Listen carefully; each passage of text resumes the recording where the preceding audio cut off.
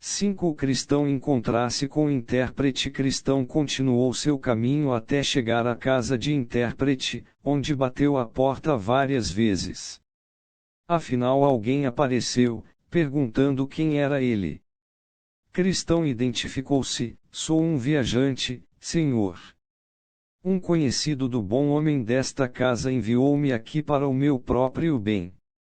Gostaria, pois, de falar com o dono da casa.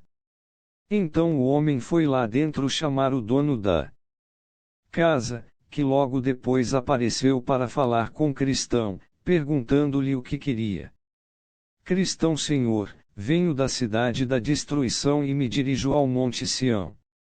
O homem que fica à porta me disse no início deste caminho que, se eu batesse aqui, o Senhor me mostraria coisas excelentes, coisas que me seriam proveitosas na jornada.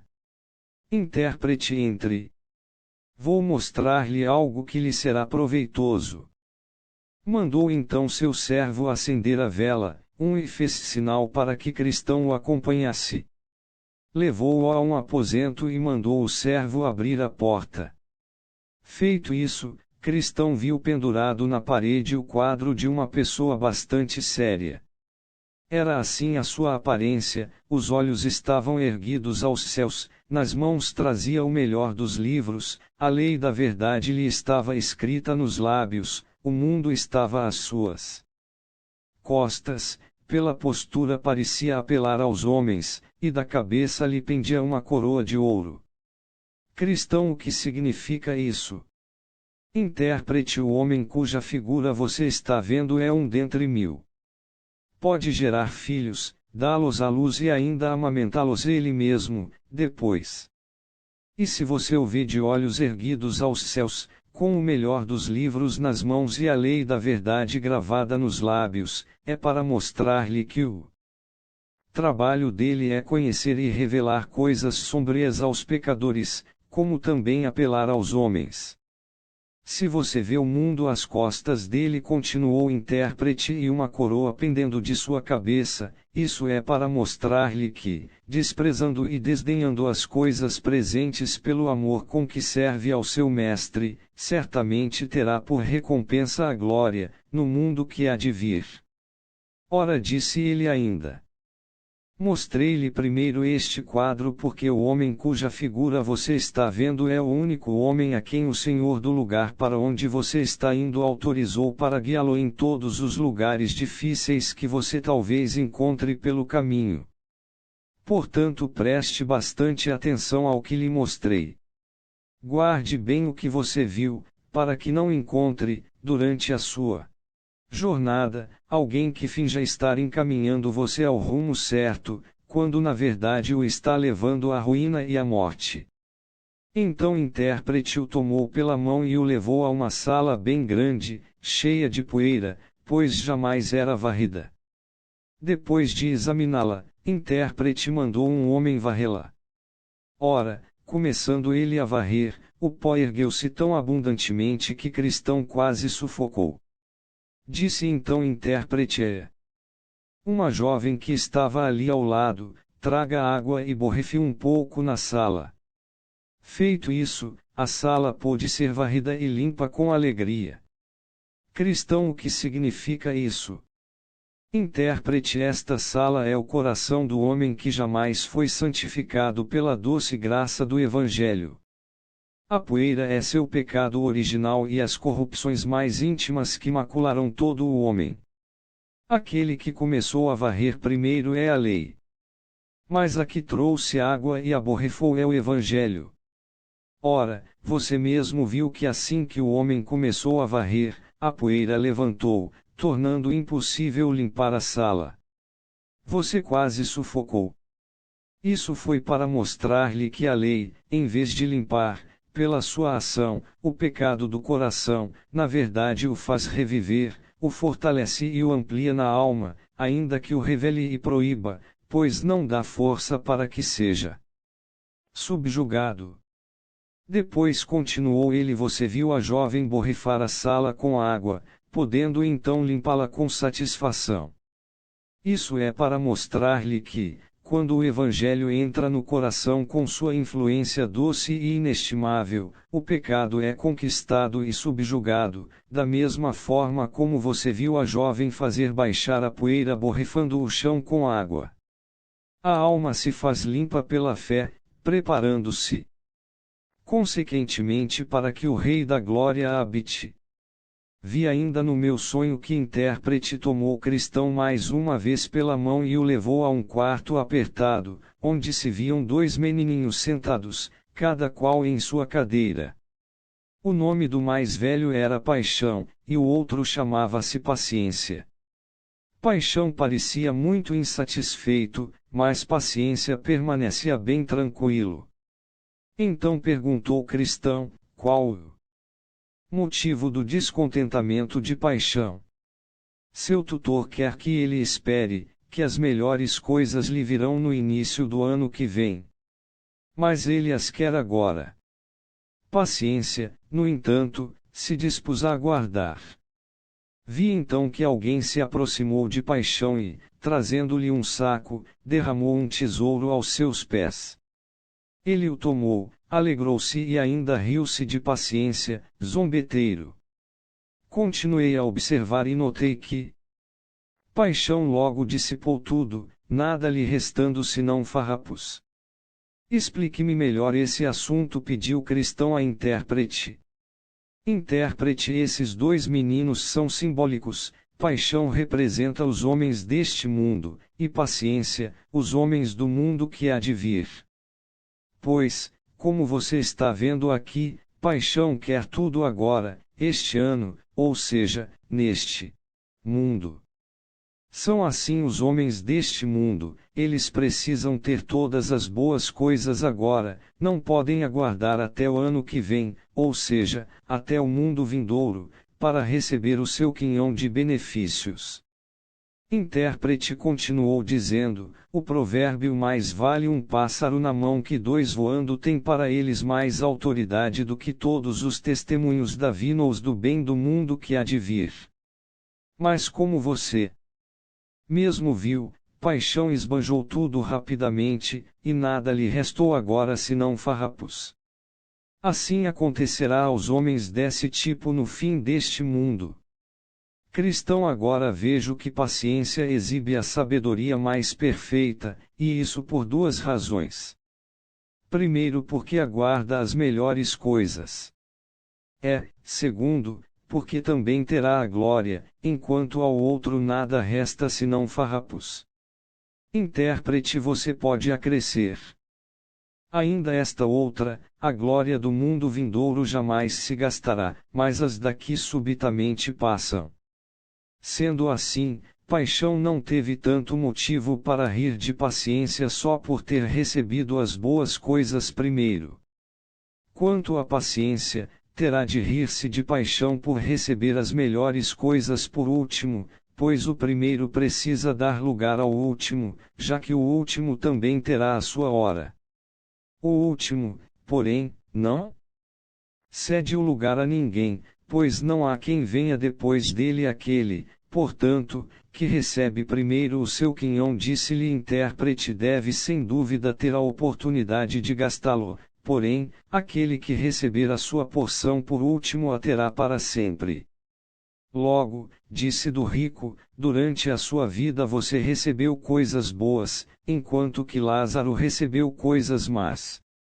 Agora, porém, ele está sendo consolado aqui e você está em sofrimento.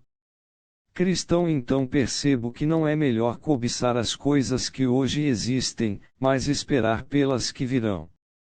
Intérprete, você diz a verdade, o que se vê é transitório, mas o que não se vê é eterno.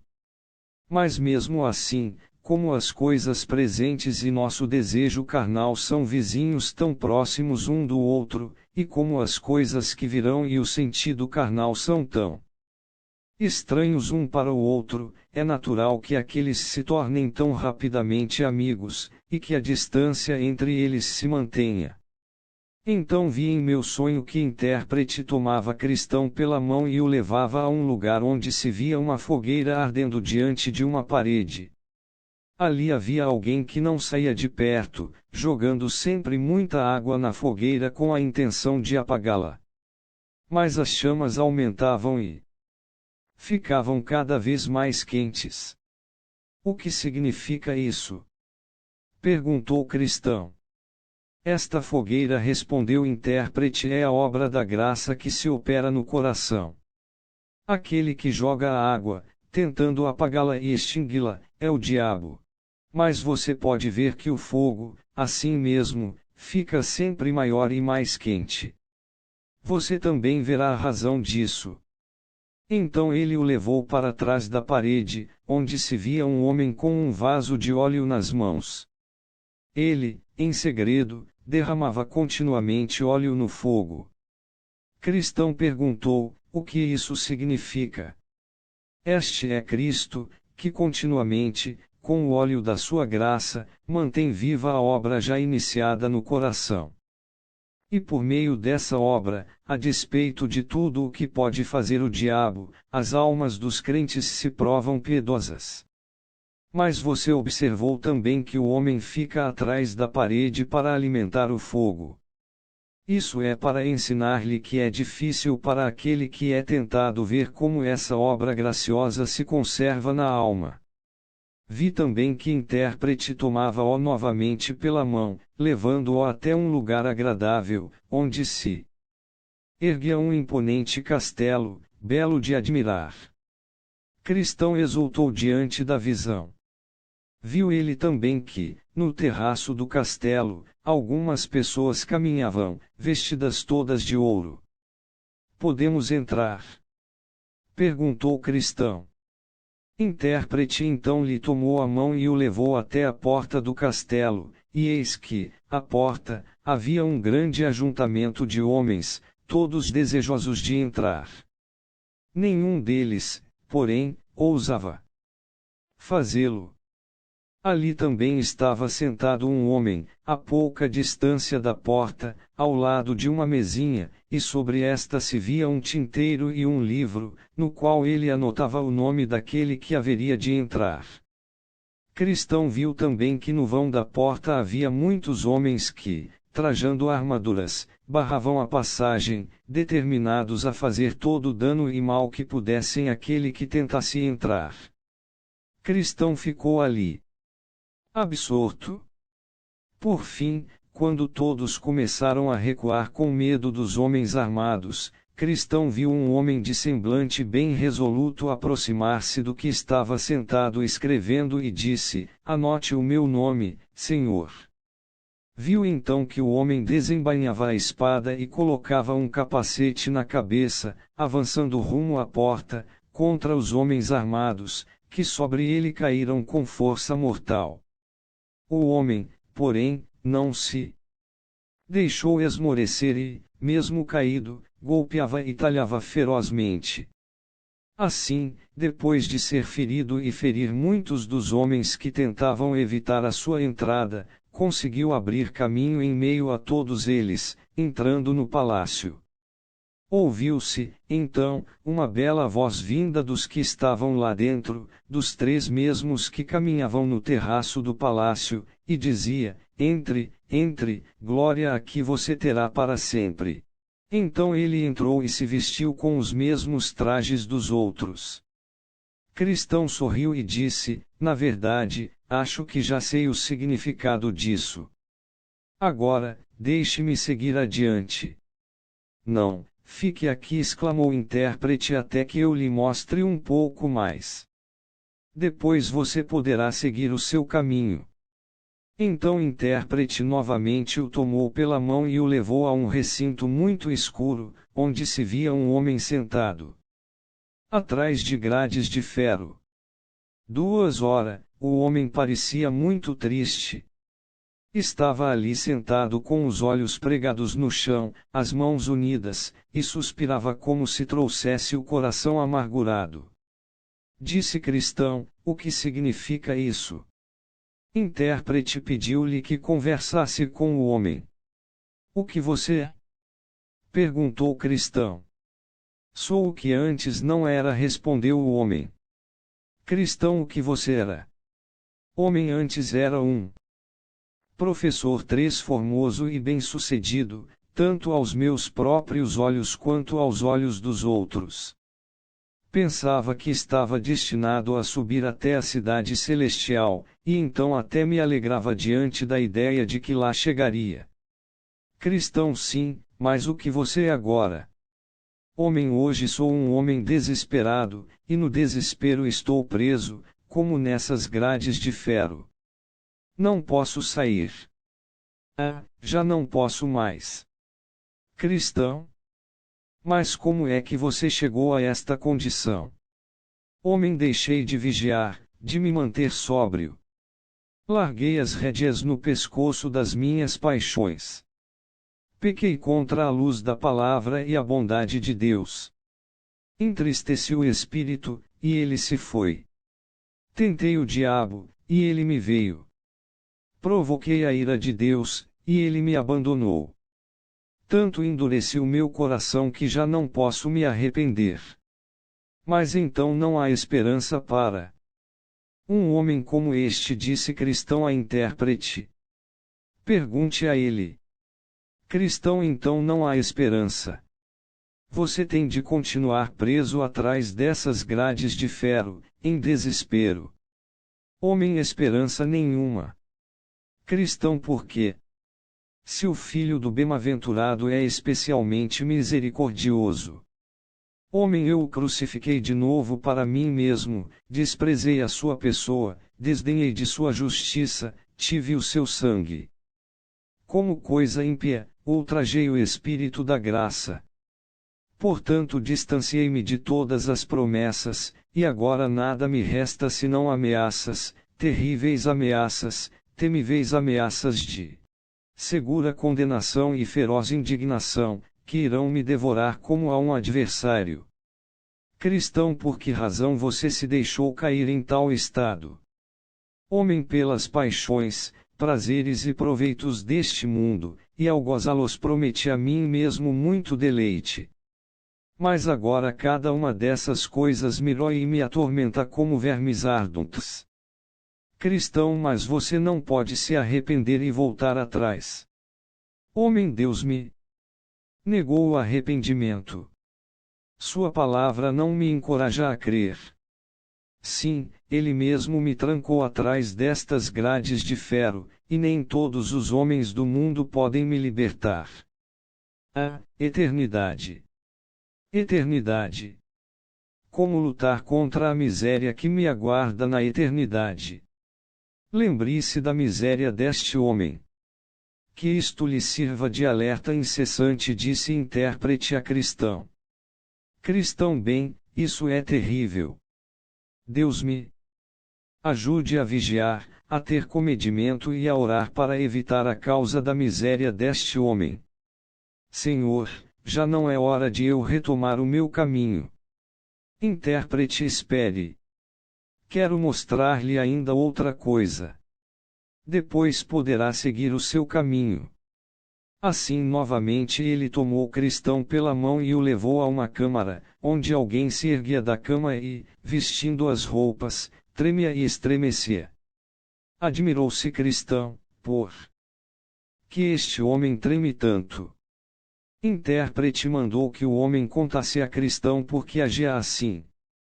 Ele tomou a palavra e disse: Esta noite, estando eu dormindo, sonhei, e eis que os céus ficaram profundamente negros. Também trovejava e relampejava do modo mais terrível, tanto que entrei em agonia. Em meu sonho, ergui os olhos e vi o vento soprando as nuvens de uma maneira estranha. Ouvi depois grande cléia de trombeta, e vi também um homem sentado sobre uma nuvem, servido pelos milhares dos céus, todos envoltos em chamas ardentes, assim como também os céus.